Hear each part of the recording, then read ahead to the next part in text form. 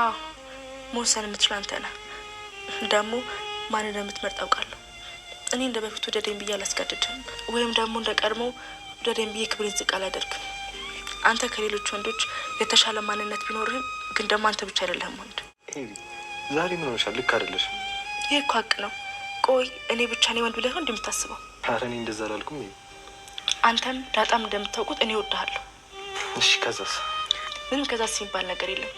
ምናልባት ከዛስ የሚባለው ነገር ሌላ ቀን ይመለስልህ ይሆናል። አግብቼ ነው የምወስድህ አንተን አሜሪካ።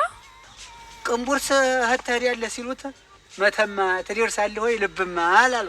ልብማ ነበር መቼም እኮ አንተን አግብቼ ከአሜሪካ መቼም እኔ ምን እንደሚያስደስተኝ ታውቃለህ አይደል አባዬ? መቼ ነው? ችግር የለውም ዳጣ። እኔ ለሚስቴ ያልታመን ይሆናል፣ እሷም ልክ ናት። ወስላታ ነኝ፣ ግን እናንተ እመኑኝ። ለልጆቼ ሁሌም ጥሩ ነገር ነው መመኝላችሁ። እናንተ እመኑኝ እሺ? እናንተን የሚጎዳ ነገር ምንም ነገር አላደርግም። እሺ አባዬ፣ እኔ እኮ አምናለሁ። ለማንኛውም ነገ ማታ ሰርፕራይዝ አለሽ።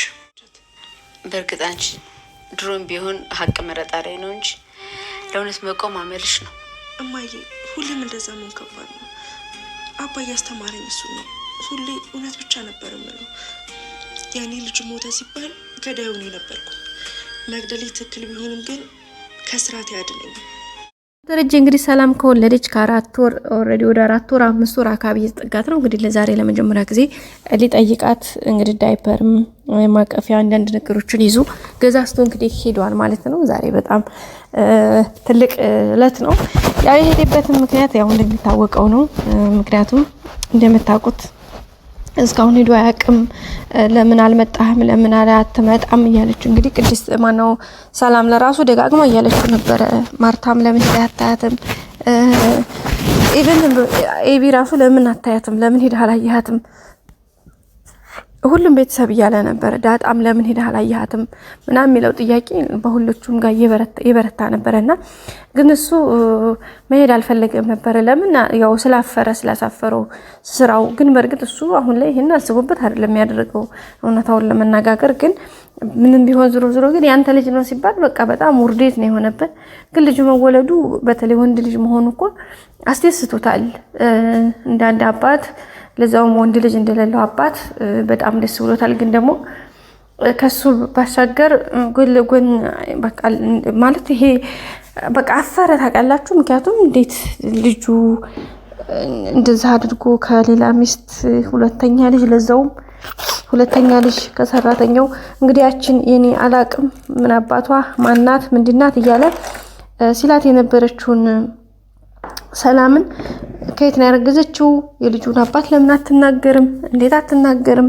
ግዴታ መናገር አለባት። ካልተናገረች ሌላ ችግር አለ ብሎ እንግዲህ ኦሲሌ የነበረውን እንግዲህ አቶ ደረጀ ዛሬ የሱ ልጅ እንደሆነ በመጨረሻም ሲሰማ እንግዲህ አይታችኋል። ኩምሽሽ ነው ያለው።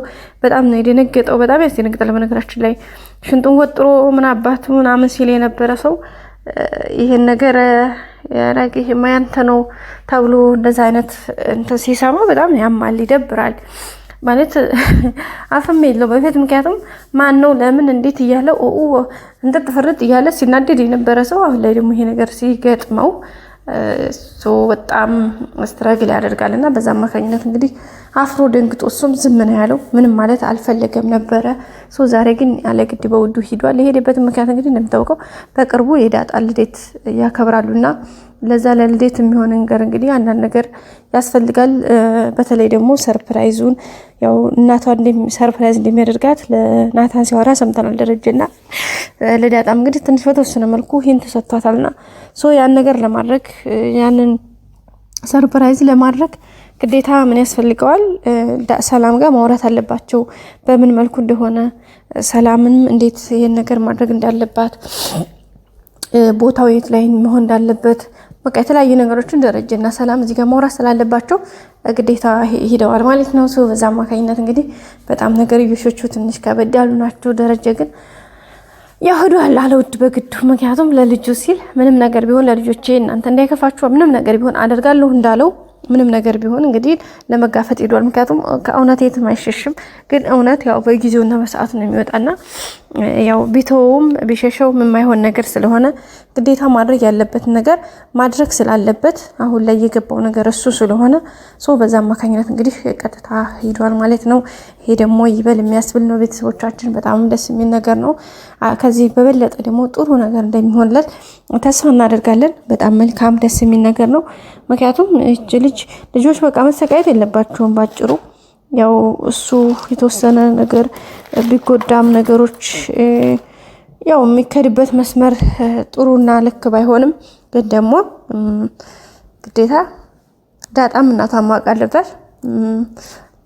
ሲቀጥል ልጁ የተወለደው ልጅ ደግሞ ጀስት አባቱን ማወቅ አለበት። ሲቀጥል የሆነው ነገር መሸሸግ የለበትም። አይኖ እርግጥ እዚህ ጋር የተሰራው ነገር ልክ ነው አይደለም፣ በማርታ ላይ የሆነው ነገር ልክ ነው አይደለም፣ ግን ደግሞ ምንም ማድረግ አይቻልም። ይሄ ነገር ተፈጥሯል። ስለዚህ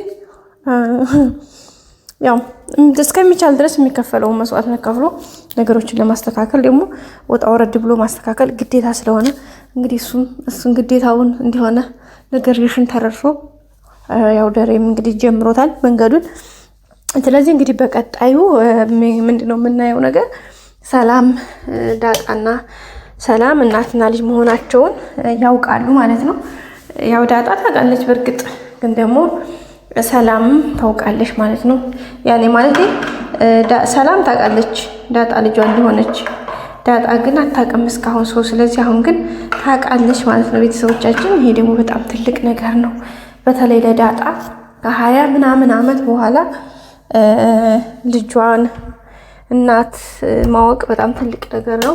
ስለዚህ እንግዲህ ዛሬ በቀጣይ እናትና ልጅ ይተዋወቃሉ ማለት ነው ቤተሰቦቻችን። ይሄ ደግሞ በጣም ትልቅ ደስ የሚል ነገር ነው። እኛም ስንጠብቀው በጉጉት የጠበቅነው ጊዜ ነው። አሁን ደግሞ ከዚህ በላይ በተለይ ዳጣ እንግዲህ ያስፈልጋታል።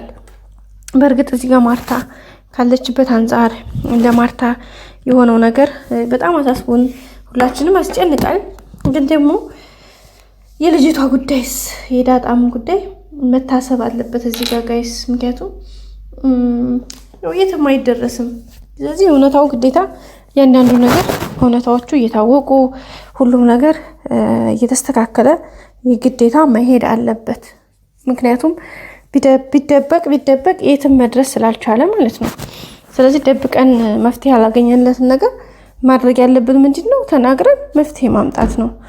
በዛ አማካኝነት እንግዲህ የሆነው ነገር በዚህ ልክ እየሆነ ነው። ያው ጥሩ ነው መልካም ነው ብለን ተስፋ እናደርጋለን። በእርግጥ ያው ይጨንቃል፣ ያሳስባል፣ ግን ደግሞ ምንም ማድረግ አይቻልም።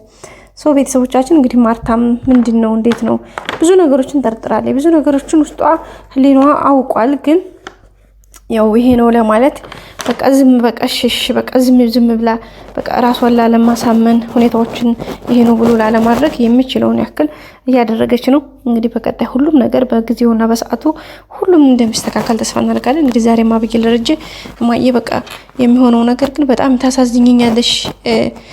ታሳዝኛለሽ ያለቻት ነበርና እንዴት ነው ማሳዝንሽ ማለት ምናምን ያለች ነበር ማርታ። ያው ኤቢም ሁኔታውን ስለምታውቅ ነው እንደዚህ ያለችው። ስለዚህ ሁሉም ነገር ተስተካክሎ ዳጣም እናቷን ታገኛለች። ማርታም ትዳራቸው ሳይፈርስ ደረጀም ሁሉም ነገር እንደሚያስተካክለው ተስፋ እናደርጋለን። በቀጣይ ክፍል እንገናኝ። ሰላም።